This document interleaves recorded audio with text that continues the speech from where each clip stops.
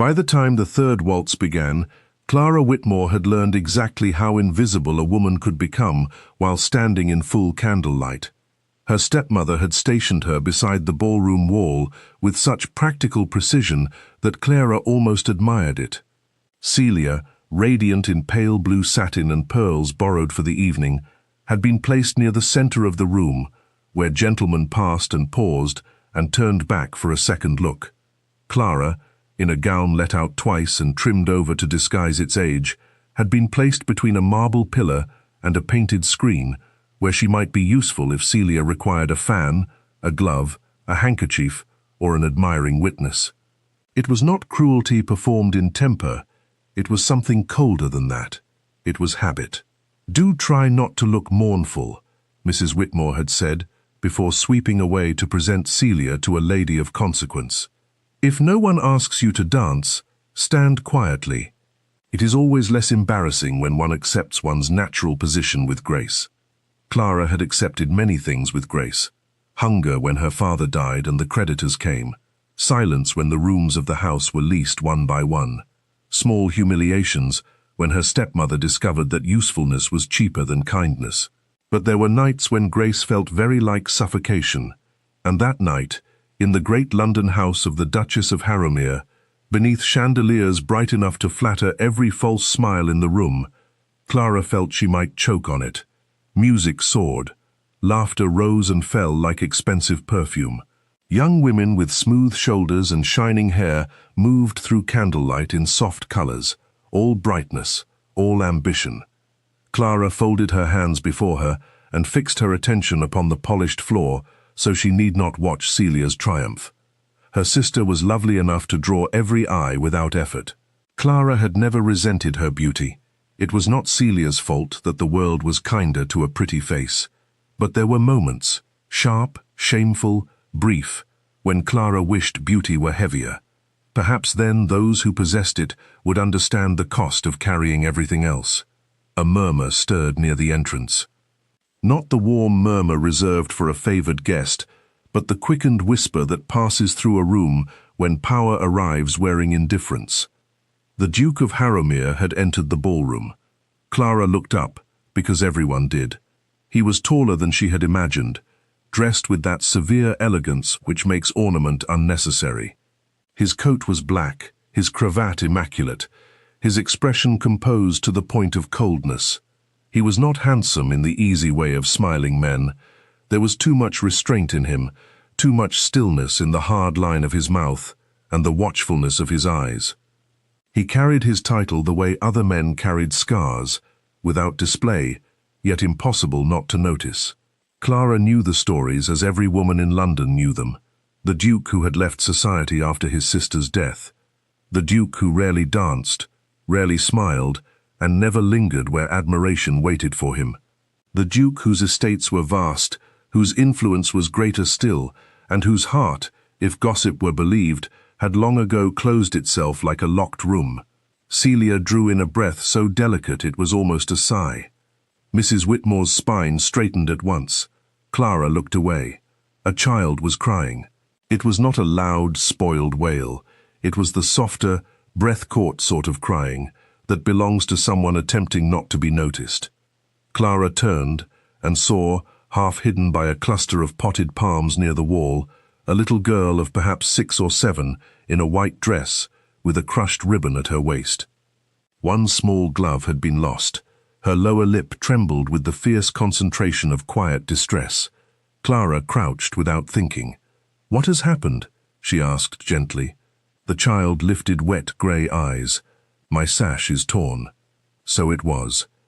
One side of the ribbon had come loose, and to a child dressed for a grand evening, such disaster might feel as terrible as heartbreak. "Oh," Clara said, with grave sympathy, "then we must rescue it at once." The girl gave a shuddering breath. "Can it be rescued?" "I should think so. We are not so helpless as Ribbon imagines." That won her the faintest, unwilling flicker of interest. Clara removed the tiny sewing case she always carried in her reticule, not out of vanity, but because life had taught her that things were forever needing repair when one had not the means to replace them. She drew the child deeper into the shelter of the palms and worked quickly by candlelight, her fingers neat and practiced. "You sew as if you know how things break," the little girl whispered. Clara smiled. "I know very well how they break. I also know they can look almost new if one is patient." The child studied her. "Are you a governess?" "No." "A companion?" "Not tonight." That earned another tiny smile. "Then what are you?" Clara tied off the thread and straightened the sash. "At present, I am the hero of this ribbon." The child looked down, then up, wonder overtaking tears. "You are." Clara rose and brushed the skirt smooth again. "There. No one will ever know tragedy struck." "I shall know." "Yes," Clara said softly. "But perhaps you need not let it spoil the whole evening." The child reached for her hand. Clara took it. Only then did she become aware of the stillness beyond the palms. Of the sense, impossible and immediate, that someone had paused in the great moving current of the ballroom and was looking directly at her. She glanced up. Across the room, beyond candles and dancers and the shifting color of silk and jewels, the Duke of Harrowmere stood utterly motionless. He was not speaking to the ladies gathered near him. He was not listening to his mother, who seemed to be presenting one eager beauty after another. He was simply looking at her. The shock of it struck so sharply that Clara almost released the child's hand. But surely not. The distance was too great. The room too full. He could not possibly be looking at a woman half concealed by palms and shadow with thread still wound about her fingers. He must have been attending to the child, or to someone behind her, or to nothing at all, only caught in thought. Yet when the little girl turned and called, "Uncle Adrian, see?" "It is mended." His eyes did not move at once to the ribbon. They remained on Clara, not with flirtation, not with idle masculine approval. It was worse than that, or perhaps better. It was a tension without escape, the kind that made a person feel suddenly visible clear through to the marrow. Then he crossed the room. Ladies shifted subtly to receive him. Men gave way by reflex. Conversation altered its course around him. Clara's pulse began to beat so wildly she could hear it beneath the strings. The child, entirely untroubled, tugged Clara's hand. "You need not be afraid. He is only my uncle. Only." Clara almost laughed, but the sound died in her throat as the Duke stopped before them. Near at hand, he seemed even more formidable. His face held no softness of youth. There was weariness in it, and something sealed. Yet his eyes, dark and intent beneath straight brows, were not cold at all. They were too alive for that.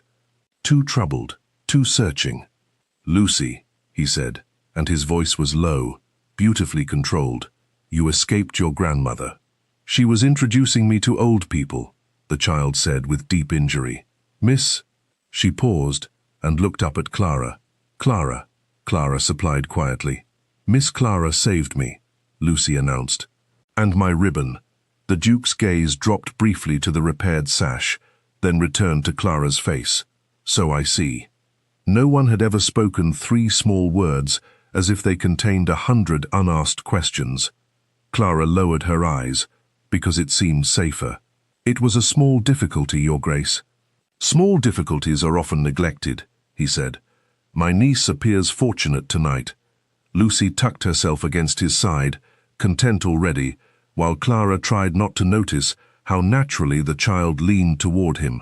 That tenderness, quiet and unadvertised, did more to unsettle her than all the force of his title. Behind them, Clara sensed a tension gathering. The wallflower had somehow become a point of interest. She could feel it without turning. The prickle of speculation, the curiosity of women who had spent the evening hoping to be seen and now found the Duke speaking to the wrong lady. Mrs. Whitmore would be watching. Celia certainly was. Clara stepped back. "I should return Lucy to her family." "She is my family," he said, and then, as if hearing the harshness in the words, added more gently, "But yes, my mother will have the house searched if we vanish much longer." Lucy caught Clara's fingers again. "May she come too?" The request hung in the air. Clara expected refusal. Dukes did not escort unnoticed women through crowded ballrooms like some chosen guest in a novel. They certainly did not oblige shy children with impropriety. But Adrian Vale, Duke of Harrowmere, looked at Clara a moment longer and said, "If Miss Clara does not object." Everything inside her steadied into stillness. "I do not object," she heard herself say. He offered no arm. That might have been too intimate, too marked. Instead, he fell into step beside her, while Lucy skipped between them, and together they moved back into the light. It was unbearable. Not because he spoke, he did not, but because he did not seem capable of forgetting she was there. At every pause in the press of dancers, his body altered slightly, protecting space around her. When a careless gentleman swung too near, the Duke's glance alone was enough to redirect him. When Lucy stumbled on her hem, Clara bent instinctively, and the Duke bent too. Their hands met at the child's waist for one startling second before both drew back. By the time they reached the Duchess, Clara's cheeks burned. The Dowager Duchess of Harrowmere was a stately woman with silver in her hair and perception in every line of her face. She received Lucy with relief, thanked Clara with polished warmth, and then, while Lucy launched into an enthusiastic account of the ribbon rescue, allowed her gaze to move from Clara to her son. It was the briefest glance, yet something in it made Clara feel as if a door had opened somewhere she could not see. Mrs. Whitmore appeared at once, all smiles, all smooth apologies for having misplaced Clara among so many guests. "There you are, my dear," she said, laying possessive fingers upon Clara's arm. "You do have a way of disappearing. Your Grace, what an honor. My younger daughter Celia has been longing for the chance to be presented." Adrian's expression did not change. "Has she?" Mrs. Whitmore laughed too brightly. Celia had drifted near in a rustle of blue silk, her beauty sharpened by triumph and curiosity. Clara wished, with sudden ferocity, for the shelter of the wall again. The Duchess began speaking to Lucy. Celia dipped a perfect curtsy. Mrs. Whitmore steered conversation with the determination of a woman navigating toward a crown. Through it all, Adrian said very little. Yet once, only once, when Clara lifted her gaze by accident, she found him watching her again. Not Celia, her, and the look in his eyes made her feel more defenseless than if he had taken her hand before the entire room. At supper, Clara was placed far down the table where candles guttered lower and conversation turned idle. Mrs. Whitmore had not forgiven the interruption of her plans. She addressed Clara only to ask for salt, then corrected the manner in which Clara passed it. Celia, flushed with attention from lesser men, had no room left in her happiness for sisterly kindness. "You might at least have smiled more prettily," she murmured when Mrs. Whitmore was occupied. "No gentleman admires a solemn face, Clara." "No gentleman admired it," Clara replied. Celia gave her a quick, suspicious glance. "The Duke spoke to you." "The Duke spoke to Lucy. He looked at you." Clara's fork went still. Celia laughed softly. "Do not be alarmed. Men sometimes look at what is unusual." The words were lightly said, but they landed hard. Clara set down her fork with care. "Then I am glad to have spared you the burden." She might have regretted the sharpness had Celia not immediately turned away, more interested in the Viscount on her other side than any wound she had caused. The evening lengthened. Dances began again. Clara declined an invitation from an elderly clergyman, too kind to let her stand unnoticed, and took refuge at last in the conservatory, where winter camellias bloomed under glass, and the air smelled of damp leaves and earth. Through the high panes, London lay black and glittering. From the ballroom came the softened pulse of music and applause. For the first time that night, she breathed. Then she heard voices at the far end of the conservatory. Mrs. Whitmore and Mr. Edwin Pelham. Clara froze behind a broad-leaved orange tree. Mr. Pelham was nearly 50, heavy-lidded, well supplied with money, and recently widowed in circumstances his acquaintances described as unfortunate, and his servants, if rumor were true, described with rather less charity. He had shown Clara a degree of attention over the last month that filled her with cold dread. Mrs. Whitmore's voice, smooth as oil, carried clearly in the glass room. "She is not romantic, I assure you. Clara knows her duty. Once matters are made plain, she will not be foolish." Pelham chuckled. "A woman without prospects becomes sensible remarkably fast. The debts must be settled somehow, and the girl has no dowry." "No visible dowry," Mrs. Whitmore corrected. "But she is healthy, quiet, and accustomed to yielding. Many men would find that a blessing." Clara's hand tightened around the reticule at her wrist until the frame bit her palm. Pelham lowered his voice, "But not enough. If I relieve the note due next month, you will secure her answer. You will have no difficulty. She has lived under my roof long enough to understand gratitude." Something in Clara seemed to go very still. So that was the shape of it. Not merely hints, not passing remarks meant to frighten compliance from her, but arrangement. Calculation. Her life being tallied between camellias and candlelight while violins played in the next room. She stepped backward, meaning to retreat before she heard more, and knocked lightly against a marble pedestal. The sound was tiny. It might have gone unnoticed. It did not. Mrs. Whitmore turned first, color altering beneath powder. Pelham turned next, and from the shadowed archway leading to the terrace, a third figure emerged. The Duke had heard. He had been standing in the dark beyond the doors, half hidden by black glass and reflected candlelight, so still Clara had not seen him.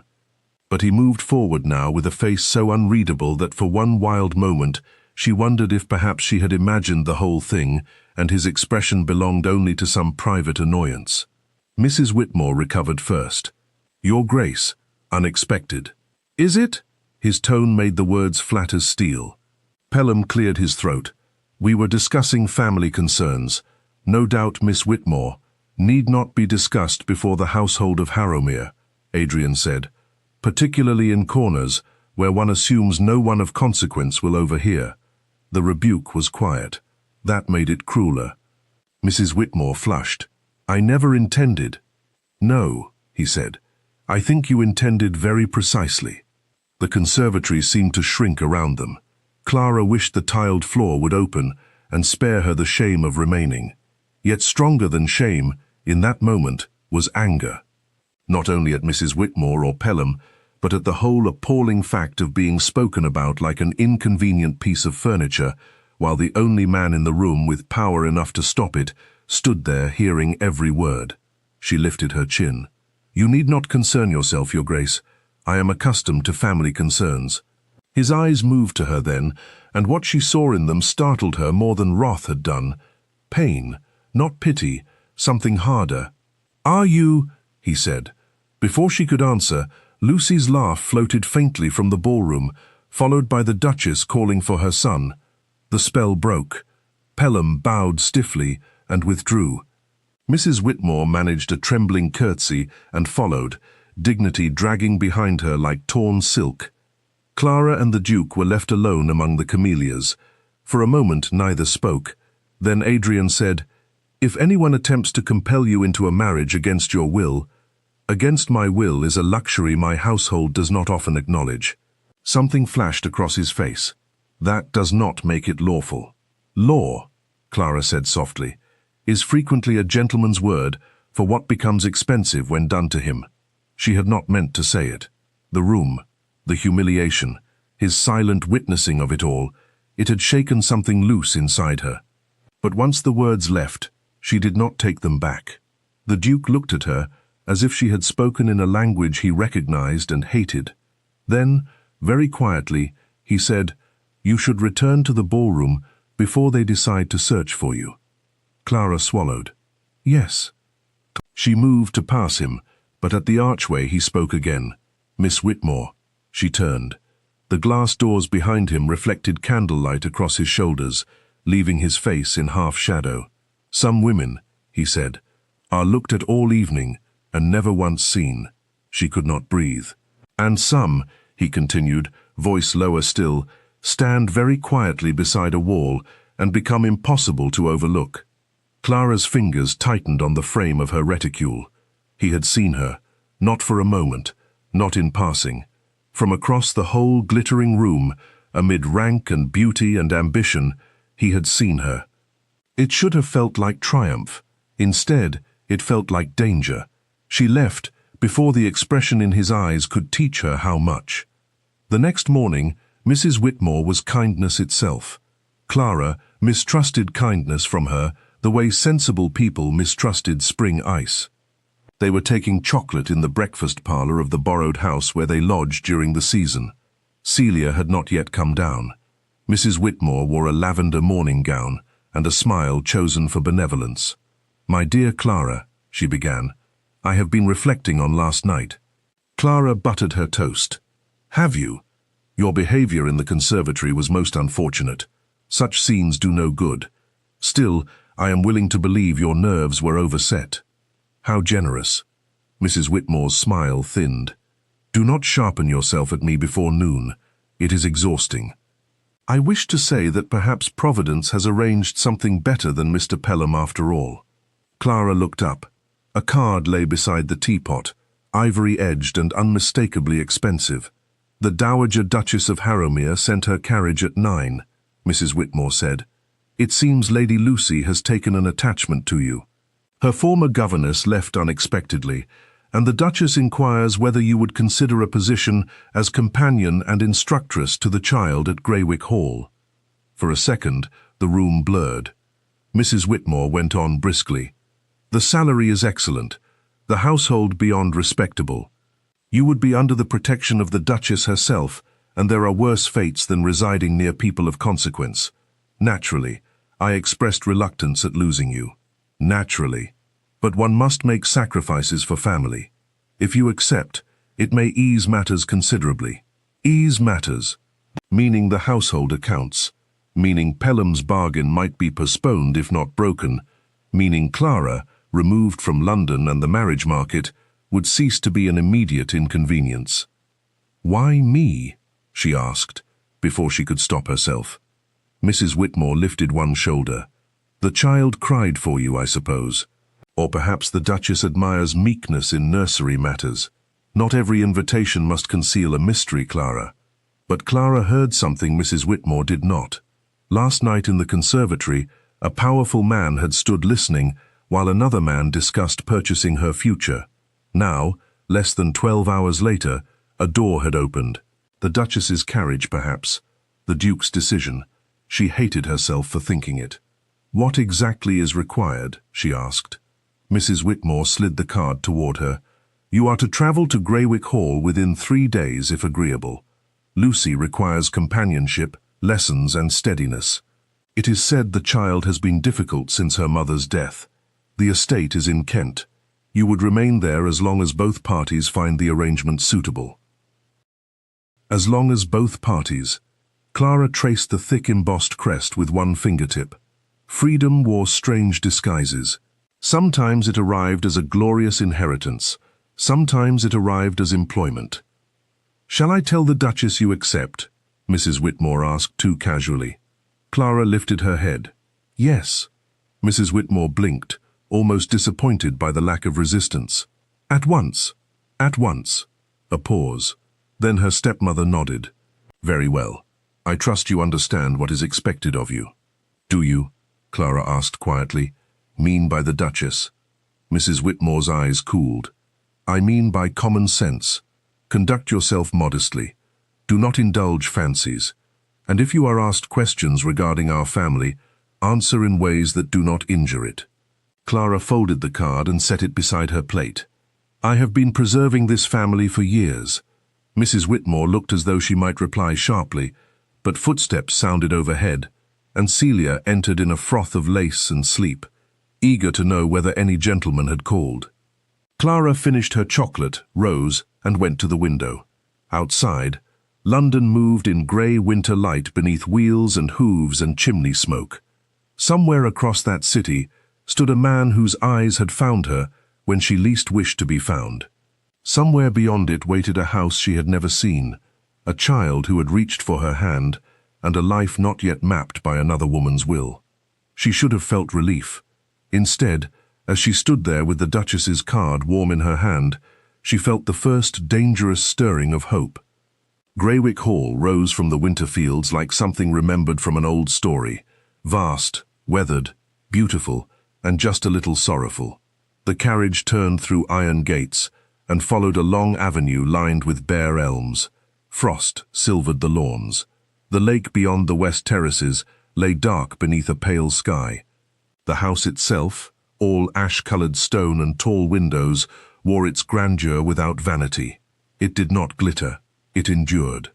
Clara pressed her gloved fingers together in her lap. She had travelled alone except for the Duchess's maid and a footman, and the journey had given her too much time to think. About Lucy. About duty.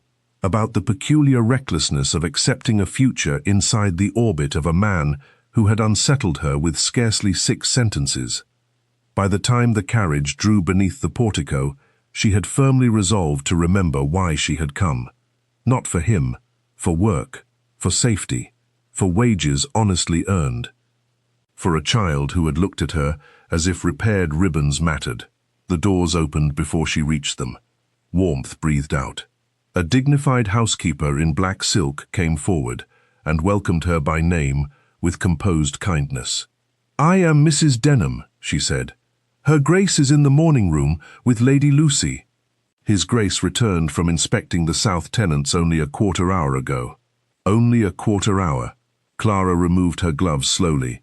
She followed Mrs. Denham through a wide hall floored in black and white marble, past portraits, and a staircase broad enough to make one feel smaller with every step.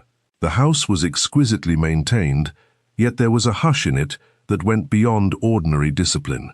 Certain rooms seemed too tidy, certain flowers too absent, as though the household had once learned to lower its voice and never been told to raise it again. The morning room, by contrast, held light. Lucy flew from a chair near the fire before Clara had fully entered. "You came!" the child cried, with a joy so unguarded that Clara's heart tightened at once. "Grandmamma said you might, but Grandmamma says might about dreadful things too, so I did not trust her." The Dowager Duchess laughed under her breath. An ungrateful child. Lucy had already thrown thin arms about Clara's waist. Clara bent and embraced her carefully. "I gave my word to rescue ribbons," she murmured. "I must be consistent." When she straightened, the Duchess was smiling at her over a teacup, and standing near the tall windows, one hand resting upon the mantel, was the Duke of Harrowmere. He was dressed for riding. Cold air still seemed to cling to him. For one absurd instant, Clara had the impression that the entire room was aware of him, as a room is aware of a fire not yet gone to ash. He inclined his head. "Miss Whitmore, Your Grace." Nothing in his face revealed whether he remembered the conservatory, the ballroom, or the dangerous sentence he had spoken there. Yet his gaze, though brief, carried that same unsettling steadiness, as if he had not ceased observing her simply because the setting had changed. The Duchess rose. "I have secured Lucy's promise not to drag you into the stables before luncheon, though I confess I would not stake money on her honoring it. Come, sit beside me. We must speak of arrangements." What followed was practical, gracious, and mercifully ordinary. Clara would have a sitting room adjoining her chamber in the East Wing. Lucy's lessons had been irregular. Music, French, reading, drawing, and history were desired, though the Duchess admitted with a sigh that Lucy preferred climbing things to conjugating verbs. Clara's authority over nursery and schoolroom would be respected. If she needed anything, Mrs. Denham would provide it. All the while Adrian remained near the window, speaking only when necessary. Yet Clara could feel his attention like warmth at the side of her face.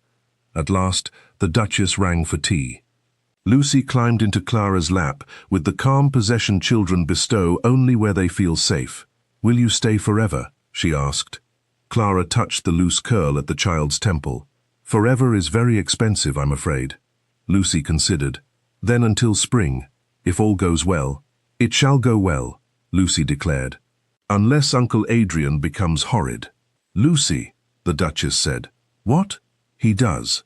Adrian's mouth altered, not quite into a smile, but into something that proved one had once existed there.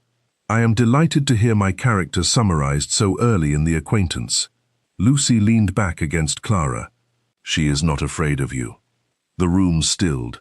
Clara felt it before she understood why. The Duchess's hand paused over the teapot. Adrian's expression did not change at all, which somehow made the quiet deeper. Then Clara said, "Because someone must. That is because I have only just arrived. Give me a week and I may improve." Lucy laughed with the clear satisfaction of a child who has accidentally produced something splendid. Even the Duchess smiled. Adrian's eyes met Clara's. There was the faintest flash of surprise in them. Then, unexpectedly, respect. "Then I shall do my best to preserve my advantages," he said. And from that moment, for reasons Clara could not have explained, the house no longer felt quite so cold.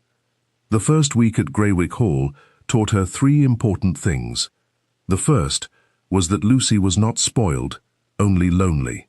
The second was that servants in sorrowing houses become skilled at moving around pain as if it were furniture. The third was that the Duke of Harrowmere seemed perpetually to appear precisely where Clara least expected him. Not intrusively, never improperly, but always there. In the schoolroom on the second morning, when Lucy flung her French primer to the floor and declared the language an offence against English honesty, Adrian entered with a tenant ledger in hand, took in the scene, and said gravely, "I have long held the same opinion, but unfortunately Europe persists." Lucy burst into laughter. Her resistance evaporated. The lesson continued. In the gallery on the third afternoon, Clara paused before a portrait of a young woman with bright eyes and a smile almost alive. Lucy, usually fearless, had grown quiet there. "That was Mamma," she whispered. Clara understood at once. The likeness to Lucy was slight but unmistakable about the eyes. The lady in the portrait wore rose silk and pearls. There was joy in her face, but something else too, something as if joy had been painted a little too carefully, smoothed into place for the artist's sake. "She was beautiful," Clara said. "She sang," Lucy answered. "The music room has been closed since she died." Clara glanced down at the child. "Has it?" Lucy nodded. "No one sings there now." Clara might have asked more, but footsteps sounded behind them. Adrian had entered the gallery unnoticed. His gaze rested not on Clara, but on the portrait. For a moment he looked not cold, not powerful, but unbearably tired. "That is enough for today, Lucy," he said. The child wilted a little, then curtsied and slipped away with her maid. Clara remained where she was, uncertain whether to apologize for intruding in memory. Adrian came to stand beside her before the portrait. "My sister," he said. The words seemed to cost him nothing and everything. She had a face designed to make people believe happiness was simple. Clara kept her eyes on the painting. Was it? No. Silence settled. Deep, old silence. At last Clara said, "Lucy misses her very much." "Yes. She speaks of her as if the house listens when her name is used." Adrian's jaw shifted, a muscle tightening once. The house has listened to too much grief already. He turned away then, and the conversation was over. Yet the image remained with her long after he left, a man standing beneath his sister's portrait, as if he had never forgiven himself for surviving her. On the fourth day, snow fell. Lucy wished to go out in it at once. Mrs. Denham thought the nursery fires preferable. Clara, after examining the child's boots and cloak, judged that half an hour in the walled garden might do more for temper than a day indoors. They had just reached the terrace steps when Adrian emerged from the side door in riding clothes and gloves. Lucy cheered. "Uncle, Miss Whitmore says snow improves obedience." I said, "Fresh air may improve your opinion of obedience. It is the same thing." Adrian looked from Lucy's bright face to Clara's, and then out over the whitening garden. "If you intend mutiny, at least take the south path. The flagstones near the yews freeze first." The warning should have ended the matter. Instead, 5 minutes later, Clara found him walking toward them across the snow. Lucy was attempting to build a fortress with no architectural principles at all. Clara, kneeling beside her, was trying not to laugh at the solemn disaster of it when the Duke stopped nearby. "You have selected a poor site," he told Lucy. "That wall will collapse as soon as the base softens." Lucy folded her arms. "Then you build one." Adrian removed his gloves. Clara stared. The Duke of Harrowmere, terror of marriage-minded mothers and legend of chilly hauteur, bent down in the snow and began constructing a fortification with the ruthless efficiency of a military engineer. Lucy shrieked with delight. Clara should not have looked at him the way she did then. She knew that later. But in that moment, with snow catching on his dark hair and a child laughing at his side, the stern shape of him altered, not softened exactly, revealed. He knew how to crouch without discomfort on frozen ground. He knew how to hand Lucy snow in the exact size she needed. He knew, though he denied knowing it, how to smile. When Lucy ran to fetch a fallen branch for a flag, Adrian rose and brushed snow from his sleeves. Clara did the same, though not before a clump slid from her glove and landed foolishly against the hem of her skirt. He reached out before she could stop him and flicked the wet snow away. It was nothing. It was a catastrophe. His bare fingers touched the fabric near her knee for the shortest instant, then withdrew. Neither of them moved. The garden around them seemed to sharpen into perfect stillness, the iron benches, the white shrubs, the breath clouding faintly between them. "I beg your pardon," he said quietly. "There is nothing to pardon." Lucy came charging back with the branch, and all danger dispersed into childish demands. Yet that night, as Clara undressed in her warm little chamber under the eaves, she found herself remembering not the touch itself, but the expression on his face just before it happened, as if he had forgotten, for one unguarded second, the distance he meant to keep. The fifth lesson Greywick taught her was that houses begin to answer kindness long before people do. Lucy loved stories more than sums, gardens more than copybooks, and any task requiring quiet more if it was given beside a window. Clara adjusted rather than battled. Reading took place on a sofa dragged nearer the light. Geography became treasure maps. History turned into queens and exiles, and rebellions told beside the fire. French verbs improved if spoken while walking circles around the schoolroom carpet. Within 10 days, Lucy was sleeping better. Within 2 weeks, she had begun to laugh again, without glancing over her shoulder first, as if laughter might offend the dead. The servants watched these changes with discreet gratitude. Mrs. Denham, bringing in tea one afternoon, said, "I have not heard her ladyship run in the passage in months." Clara smiled. "Then I shall consider myself half successful and wholly exhausted." Mrs. Denham's lined face softened. "If I may speak plainly, miss, this house has wanted exactly your sort of noise." Clara turned the cup in her hand. "My sort? The living kind." The words stayed with her. So did the discovery, a day later, that the locked door at the end of the east corridor opened into the old music room.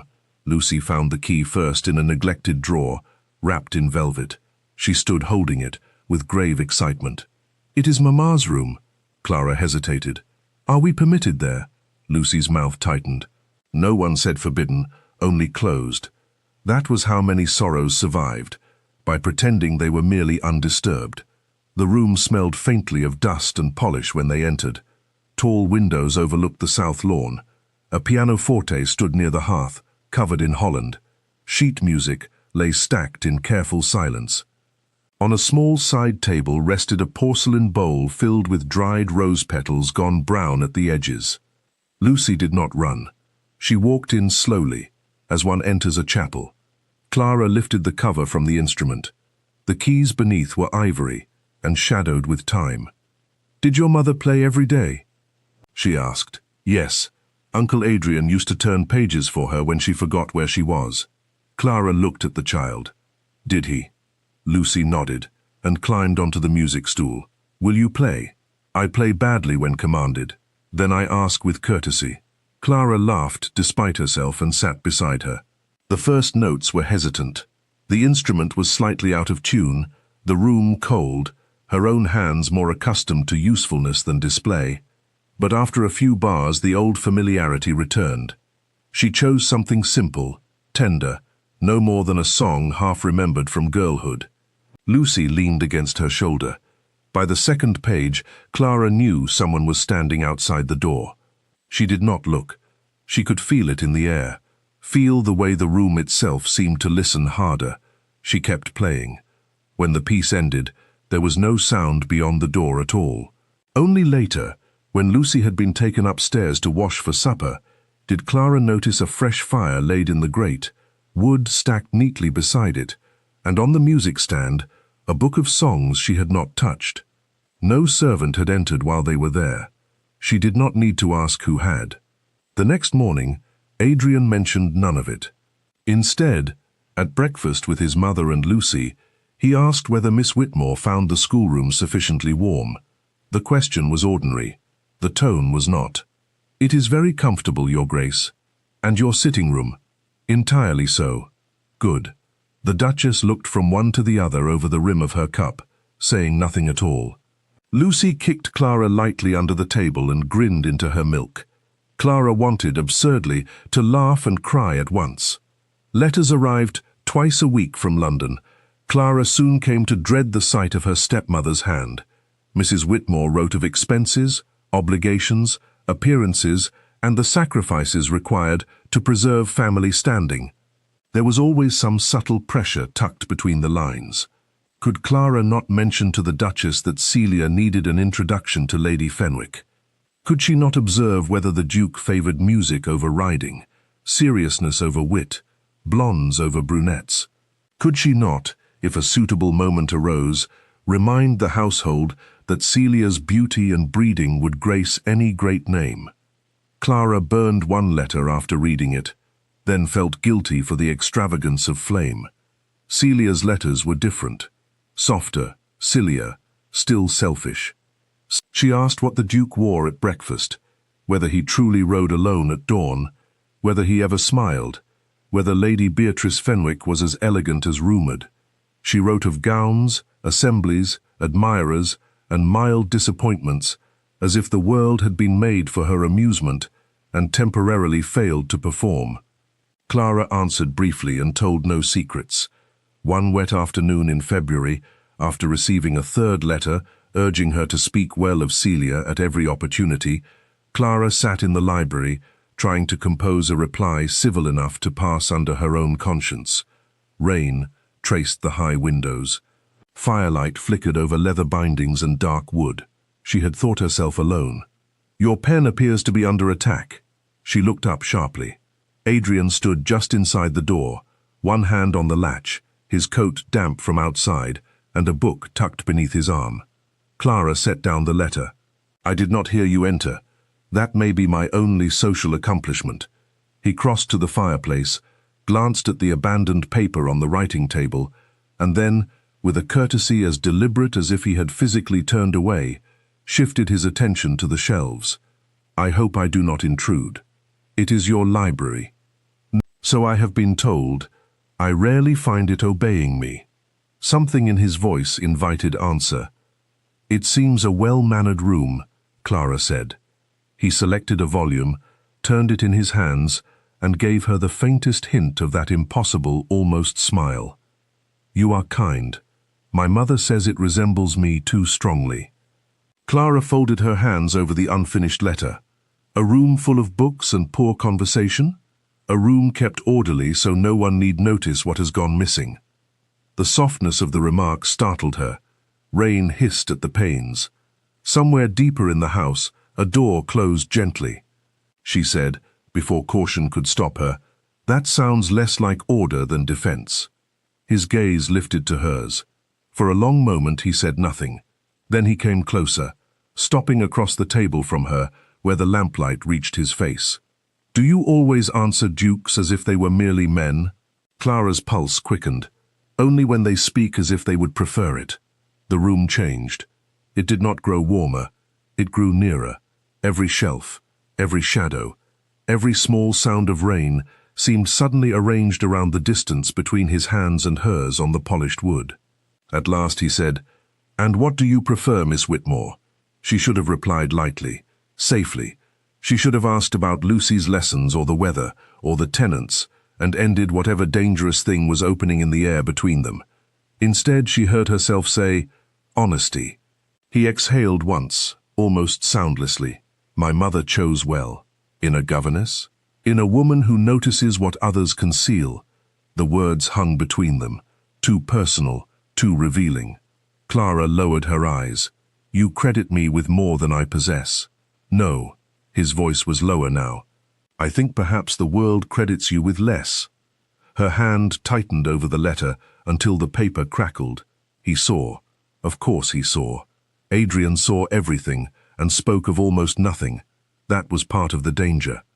Before either could say more, Lucy burst into the room, trailing an atlas and triumph. "Miss Whitmore!" "I have found Russia, and it is absurdly large. Uncle Adrian, tell her."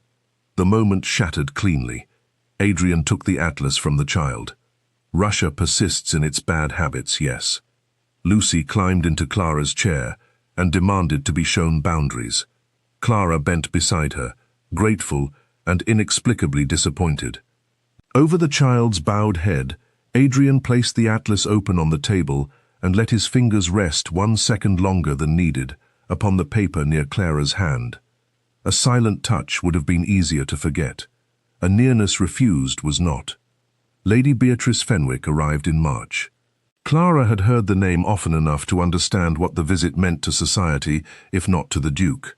Lady Beatrice was the daughter of an earl, handsome in a polished way, clever enough to hide malice beneath perfect manners, and frequently spoken of in connection with Harrowmere whenever two ambitious mothers found themselves short of entertainment.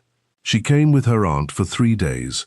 On the first evening, at dinner, Lady Beatrice placed herself near Adrian with the smooth inevitability of a chess move long prepared.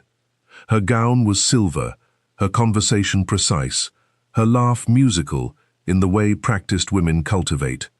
She addressed the Duchess with deference, Lucy with correct sweetness, and Clara with the kind of civility that managed to sound like assessment. "So you are the new instructress," she said over the soup. "Lucy has become quite impossible to discuss. She speaks of no one else." Lucy, who was buttering bread, announced, "Because Miss Whitmore says interesting things and does not smell of violet powder." The Duchess covered a cough with her napkin. Lady Beatrice smiled without showing teeth. "Children are delightfully frank," Clara answered, "only when they feel secure." Lady Beatrice's gaze rested on her a fraction too long. Yes, security is so important for those in dependent positions. There it was, the reminder, the place set for her and no other. Clara felt heat rise in her face, but before she could reply, Adrian said from the head of the table,